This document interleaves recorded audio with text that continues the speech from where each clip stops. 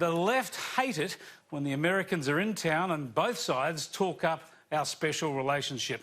AUSMIN, the annual catch-up between the US and Australian foreign affairs and defence chiefs, happened in Sydney today, and Defence Secretary Pompeo and Secretary of State Mike Pompeo and Defence Secretary Mark Esper are dining tonight, actually, at Kirribilli House with Scott Morrison, Maurice Payne and Linda Reynolds. Here's a little bit of what the Secretary of State said today.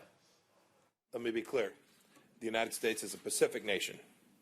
We care deeply about what happens here, and we're here to stay. And I want all Australians to know they can always rely on the United States of America. Yeah, we do hear that quite often, that expression of support from America for Australia, but the message there about the Pacific was pointed and I reckon quite reassuring. Let me also show you a little bit of what Secretary Esper said, because it's kind of important. It's an open challenge to Chinese strategic policy. We also stand firmly against a disturbing pattern of aggressive behavior, destabilizing behavior from China. This includes weaponizing the global commons, using predatory economics and debt for sovereignty deals, and promoting state-sponsored theft of other nations' intellectual property. Very strong words, and I reckon most of you know the Americans are right about China.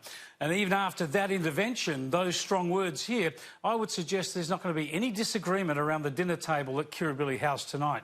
My point is, this is what the Australian military and foreign policy apparatus also thinks about China.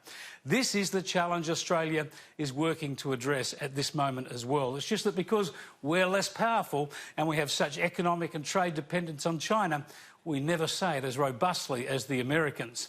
But Pompeo and Esper making these points here this bluntly in a joint annual meeting with Australia, that's going to get Beijing's attention.